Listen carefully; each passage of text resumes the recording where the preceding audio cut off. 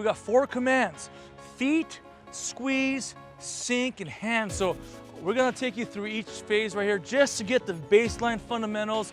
You may do this the very first day of practice just to make sure that we cover the fundamentals of having a good football position. Feet, that's making sure that we get good base. We want good shoulder width base, weight at the balls of our feet so we got a good foundation beneath us.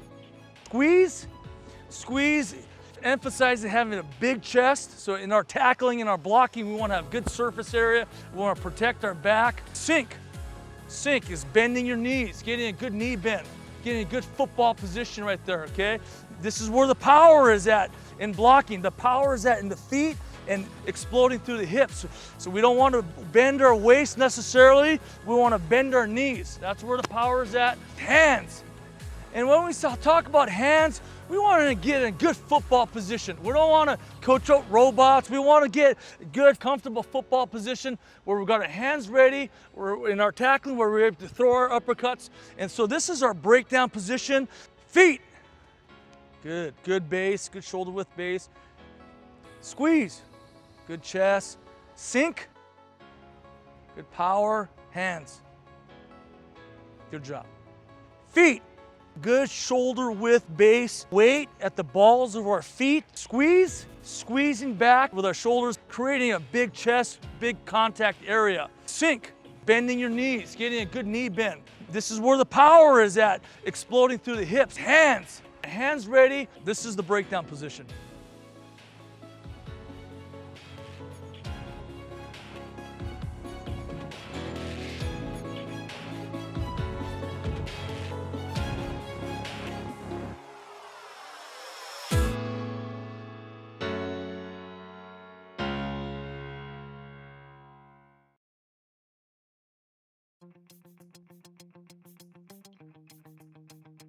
Here we're talking about the near foot position. This puts us in a hitting position, which establishes our leverage.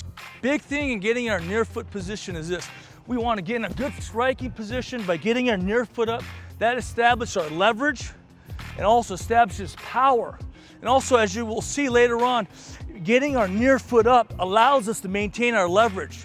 So when ball carriers want to cut back through our leverage, our hip is still opened up. Conversely, if I'm coming from a left to right position and I get my far foot up, if the ball carrier cuts back on me, my hip is locked.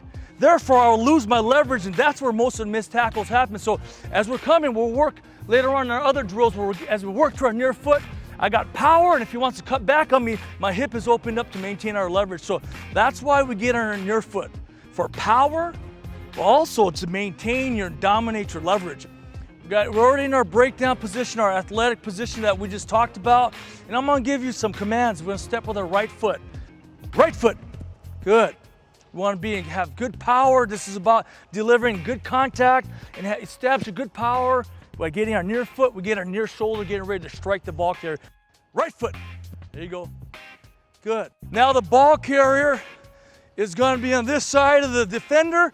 He's going to hit me with his left shoulder as he steps with his left foot. Same thing, we're just working on leverage, maintaining our leverage. Left foot, weight should be on your balls of your feet. As you can see, this is just a fundamental, easy footwork principle that you're probably going to work the first day. And as we start progressing in our drills, you're going to be able to coach these principles up from the breakdown to the near foot on almost every single play. And these are drills that you can work on without shoulder pads, with shorts and t-shirts. I'm getting ready to strike with my near foot, near shoulder. It's a power step. Right foot, there you go. Left foot. Okay, here's a fundamental of a near foot. Here, number 29 comes out and tracks the near hip of the ball carrier. As he approaches, look at how he gets his near foot up, boom, to provide a good shoulder punch through the thighs of the ball carrier.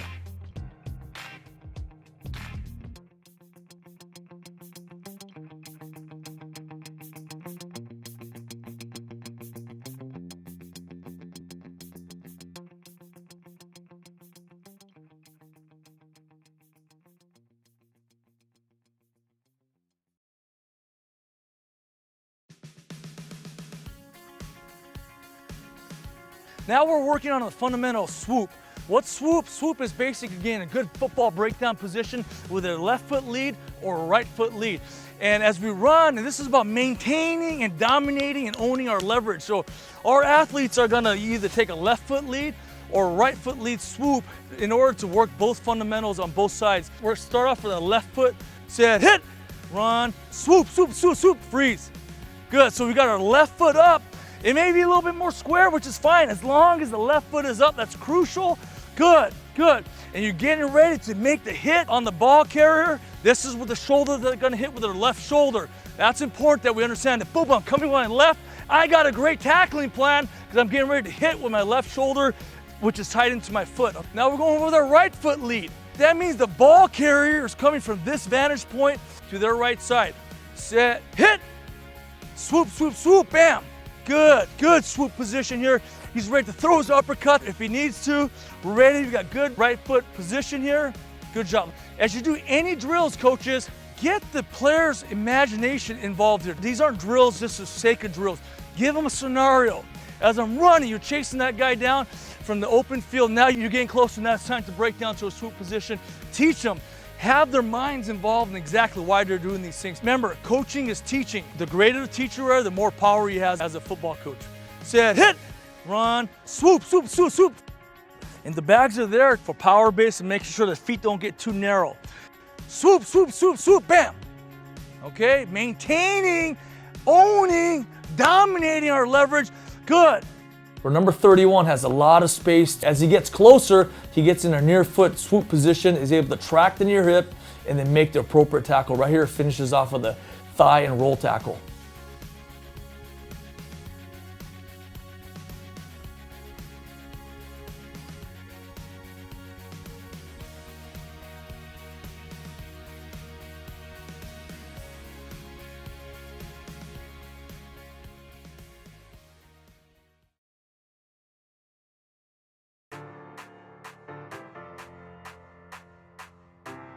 Okay, this is the shoot drill, which works on developing our power and explosion, which comes through our hips. We got our athletes in our kneel down position in front of the bags. We're gonna give a command to sink and then shoot. And on our shoot, we wanna throw 2 uppercuts and we wanna see how hard you can come out. Power comes through the hips.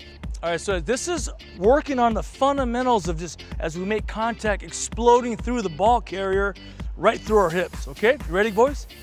Sink, shoot. Good. So when we get in our sink position, we want to throw 2 uppercuts there. When we throw those uppercuts, that generates powers and brings our hips with us. So make sure as we shoot, that arms are coming. We get those 2 uppercuts, which will bring your hips along. Sink, hit. There you go.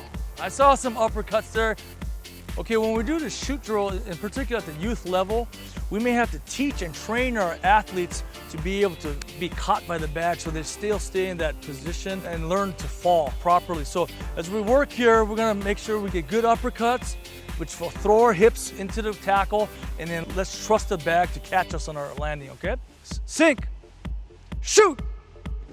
For our more advanced version, our shoot drill, I'm gonna be standing in front with a number 1 or 2, which will ensure the athletes see the numbers, which ensures that their head is up. We don't want the head to ever be down, we want the head is up in all our contact, making sure that our spine is in a good alignment. Sink, shoot, sink, hit. There you go. Sink, hit. So you imagine yourself throwing your uppercuts, eyes up. Their cleats are not in the grass. All the power coming from the hips. Sink, hit. On this example, number 29 is able to shoot his hips as he brings his near foot up, which generates power on the tackle.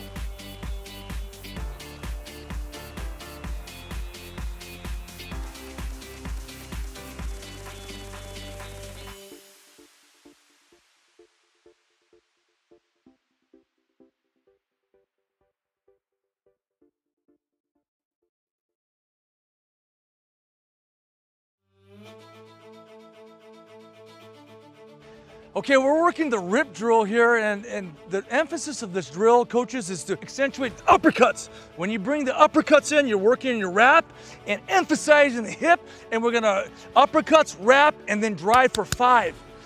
Everything's with a finish in our tackles. We want to accentuate striking through the ball carrier. Okay, so right now, we'll get our bags set up here, working with a right foot lead right here.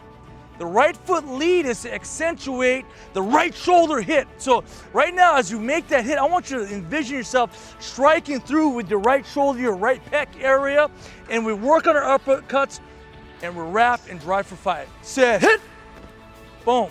Okay, the uppercuts, wrap and drive for 5. On contact, after we get our uppercuts in there, we want to keep driving for 5 to work through the ball carrier. Set, hit, uppercuts, good.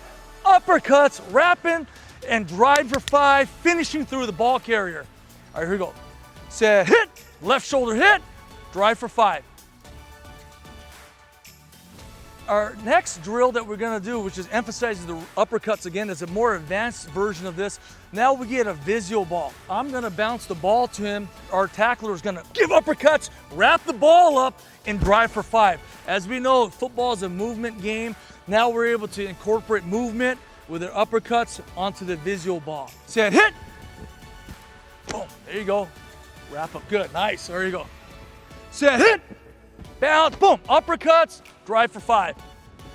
Let's maintain our leverage by getting our proper foot up and envision yourself striking that ball carrier with your appropriate shoulder. Remember, we're a shoulder tackling team based on leverage. So let's make sure we always keep that in mind in everything that we do. Set, hit, bounce, uppercuts, drive for 5. Set, hit, there you go, good job. We're able to bounce the ball low or bounce the ball high, basically simulating a lower tackle versus a higher tackle where it emphasizes again low enough to throw our uppercuts. We'll try to emphasize some lower bounces so that it forces our athletes to get lower knee bend and to work through with our uppercuts. Set, hit, lower, get low, good. Okay, the final progression of this visual uppercut drill is that we can work on our angle tackle. So what I'm gonna do is bounce the ball at an angle to the athlete, and he's gonna have to hit clearly with his appropriate near shoulder, working the uppercuts, wrap and drive for 5. Set, hit, right shoulder hit, there you go. Okay, we're gonna go right here, we're gonna work it. Set, hit, left shoulder hit, good. Let's maintain our leverage by getting our proper foot up. We're a shoulder tackling team based on leverage. Here's a form tackle where you see number 54 utilizing the uppercuts, and it helps him finish off the ball carrier.